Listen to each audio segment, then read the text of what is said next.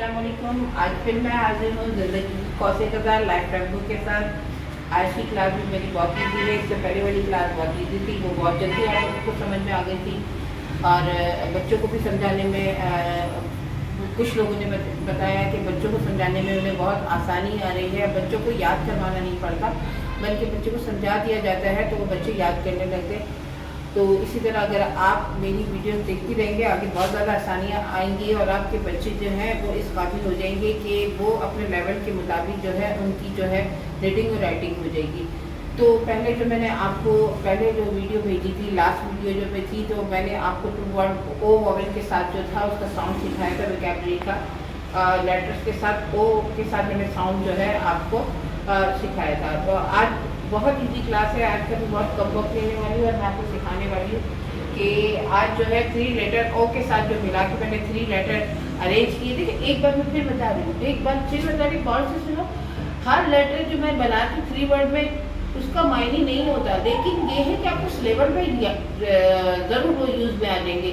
कुछ ऐसे वर्ड है वो इससे आधे बनते हैं, लेकिन आप उसके साथ मज़ीद एक वर्ड का इजाफा करोगे तो वो वर्ड पूरा हो जाएगा, तो वो सिलेबल में काम आता है। यानी कि सिलेबल का मतलब ये होता है जैसे कि आपने मैं आपको किसी ने कहा व्हाट इज सिलेबल, तो सिलेबल का मैंने आपको मतलब बताती हूँ कि जैसे आपने मतलब टीचर, यानी कि इसके कितने सिलेबल हो गए? 2। टीचर, अब THER, TEA ये एक हो गया और CHER यानी कि 2 सिलेबल हो गया। अब विंडो, विंडो ये 2 सिलेबल हो गए। WIN विन, DOW डो, अब इनको मिलाया तो विंडो हो गया। तो सिलेबल का मतलब होता है, यही मतलब होता है कि जब आप बच्चों को सिलेबस सिखाएं तो ये छोटे छोटे वर्ड जब उन्हें आते होंगे तो जब वो मर्ज करेंगे तो नए वर्ड बनाने आएंगे। लाजमी नहीं है कि इसका अब डो का कोई मतलब नहीं है, विन अलग लो तो विन का एक मतलब निकलता है, विन का मतलब निकलता है, लेकिन डो का मतलब नहीं है। आप जो है वो आप उनको जोड़ेंगे तो बच्चों को समझाना होगा कि आपकी प्रोनाउंसिएशन बनाने के लिए, आपकी जो है वो लैंग्वेज बनाने के लिए ये चीज़ें आपको करनी पड़ेगी। बेमायनी भी लिखना पड़ेगा, लेकिन वो कहीं ना कहीं जुड़कर वर्ड बनते हैं। तो ये है सिलेबस, मेरे ख्याल में आप समझ गए होंगे। Second, come on the point. अब आज हम 3 वर्ड है, मैं आपको बता रही हूँ, बार बार ये बात आपको समझाऊंगी कि ये आपको समझना है। अगर वर्ड का कोई मतलब नहीं है तो आगे आएगा, किसी को जोड़कर आएगा, किसी को पहले कोई वर्ड जोड़कर आएगा, किसी के बाद में कोई वर्ड जोड़ के आएगा, लेकिन ये वर्ड यूज में आते हैं। आप बस बच्चों को सिखाएं। मालूम है आपको बहुत कुछ आता है, लेकिन ये बच्चों के लिए है तो बच्चों के तरीके से ही लेके चलिए। मेरा तजुर्बा है, एक्सपीरियंस है, इस वजह से आपसे शेयर कर रही हूँ। आप कोशिश करें समझने की और बच्चों को समझाने की कोशिश, उनके लिए आसानी के लिए। हमें बहुत कुछ आता है, मुझे पता है हमें बहुत कुछ आता है और मज़ीद ये मुझे बताने की ज़रूरत नहीं, ये क्या है वो क्या है, मैं समझती हूँ इन चीज़ों को, लेकिन ये बच्चों के लिए है तो ये बच्चों की तरीके से ही सिखाया जाता है। चलिए बोर्ड पर आते हैं। वही है बिल्कुल आसान से, बहुत कम वक्त में बहुत ज़्यादा मैं बताने वाली हूँ, बहुत अच्छी क्लास होने वाली है। देखिए AO, इसके साथ N का कोई साउंड नहीं बनता तो मैंने लगाया नहीं है।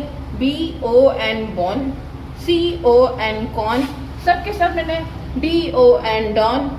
अब इसके साथ जो है ये साउंड बन सकता है, इसके साथ कोई नया वर्ड आ सकता है, बन सकता है। तो EON डॉन, FON फॉन, GON गॉन।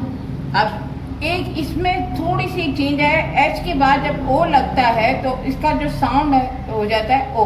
तो ये जो है वैसे तो हम देखेंगे तो ये जो है वो आपको जो लगेगा हो, लेकिन ये ऑन पढ़ा जाएगा। ION ऑन, GON जॉन, KON कॉन, LON लॉन।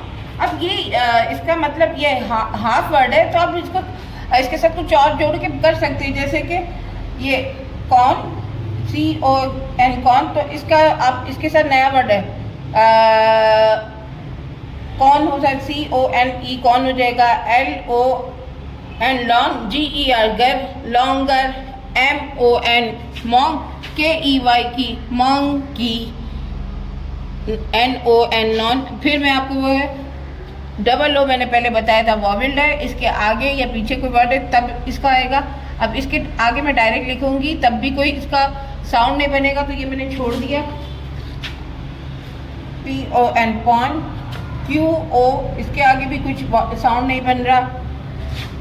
RON रॉन, SON सॉन, TON टॉन